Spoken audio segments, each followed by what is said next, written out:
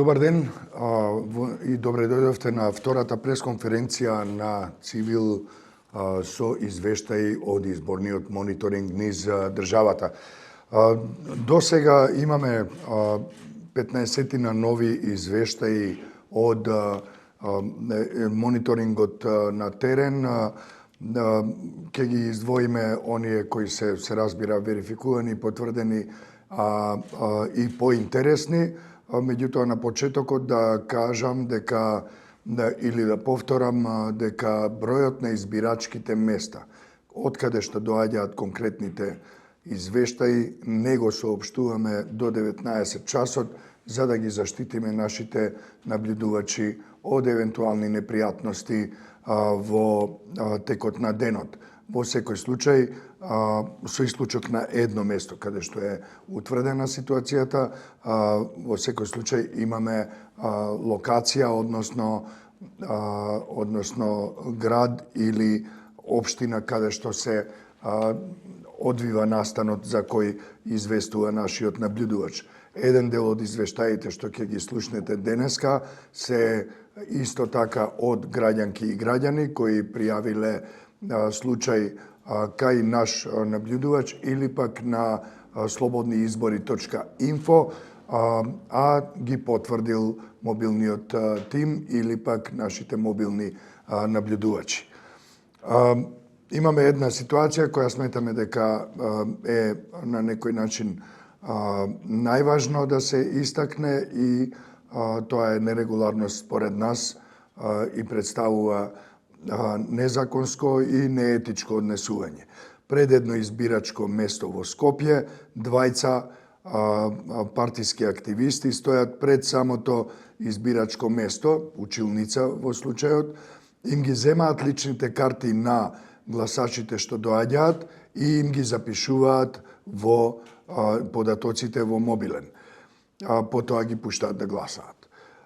Откако забележале дека се приближува наш наблюдувач, тие прекинале да го прават тоа, меѓутоа не е исклучено дека ваква пракса има и на други места низ државата. Доколку такво нешто се случи, ги повикуваме граѓанките и граѓаните да имаат предвид дека никој нема право, освен избирачкиот одбор или полицијата, да ги легитимира и да им ги зема податоците. Во центар, во една граѓанка го сликала ливчето, потоа разговарала по телефон во самото избирачко место и председателот на избирачкиот одбор повикал полиција поради тоа, бидејќи тоа е недозволено дејствие. При тоа гласачот, односно граѓанката, го искинала гласачкото ливче. При тоа избирачкиот одбор евидентира дека тоа е неважечко ливче, односно нејзиниот глас е неважечки.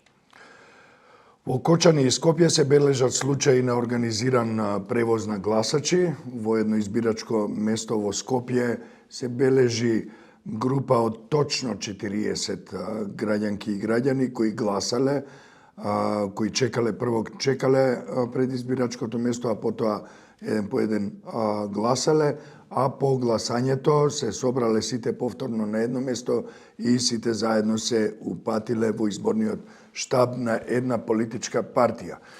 Во текот на известувањето на нашите наблюдувачи на теренот, тие јавуваат дека некој однесување, дел од однесувањето на партиските активисти на теренот е потенцијал за изборен подкуп, меѓутоа, бидејќи се работи за многу сериозна нерегуларност, која има врска и со кривичниот законник, ваквите податоци или наводи се многу сериозни и ние не ги третираме како извештаи, меѓутоа само како индикации, а додека не добиеме црсти факти и докази за такво нешто, не можеме да кажеме дека имало изборен подкуп, иако индикации, ќе повторам, за такво нешто постои.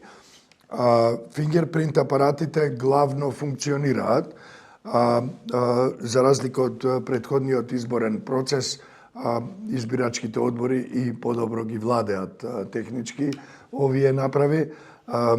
Како и да е, има поединечни случаи во кои гласачите не успеваат да гласаат со односно фингерпринт апаратите не успеваат да ги вчитаат податоците од гласачите. При тоа избирачките одбори се справуваат со овие технички потешкоти, со дозволените, односно пропишаните норми, ги земаат нивните отпечатоци со мастило, а потоа според прописите ги прскаат со спреј гласачите на прстот од кој земале отпечаток. Како и да е, еве неколку извештаи во врска со тоа, меѓутоа пред да ги кажам тие извештаи, пред да ви ги кажам, би сакал да кажам дека добро е тоа што имаме повеќе извештаи за тоа како не работи фингерпринт апаратот овде или онде, отколку да имаме многу посериозни нарушувања на изборниот законник, и тоа е добро. Со други зборови, изборниот ден тече мирно и без поголеми проблеми.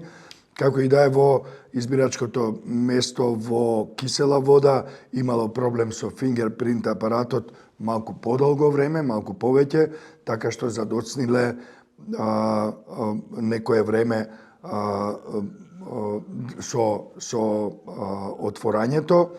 Во Кичево сепак има мала нерегуларност, би рекол 5 гласачи кои не ги отчитувал фингерпринт апаратот, сепак добиле дозвола да гласаат, но без да им биде земен отисок од прст.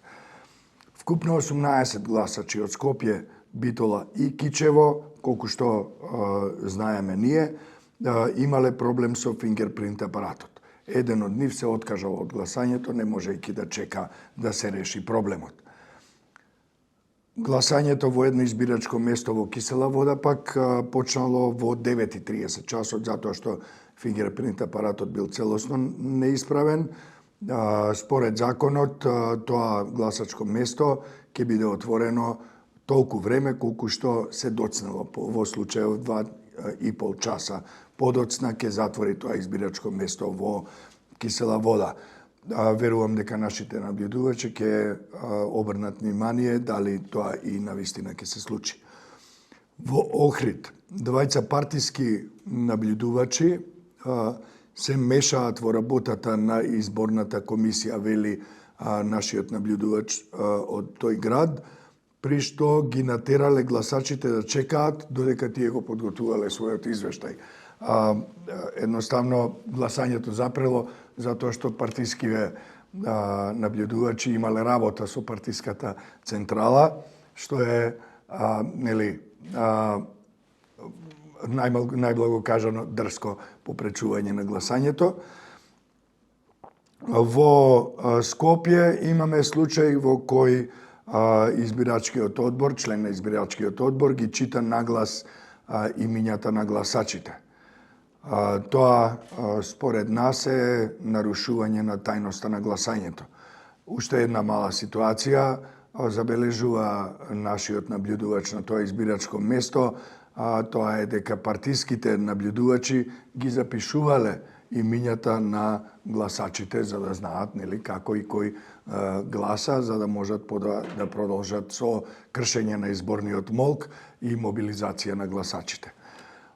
Како и да е, тоа се разбира дека е некоректно однесување. Имаме и во Пробиштип имаме еден извештај од Пробиштип во кој се вели дека председателот го напуштал повеќе пати избирачкото место и надвор од избирачкото место им давал сугестии на гласачите кои биле во редот таму, кои чекале да гласаат, им давал сугестии, односно им кажувал за кого да гласаат. Меѓу другото, на еден гласач му се обратил со зборовите: знаеш ти за кого да гласаш?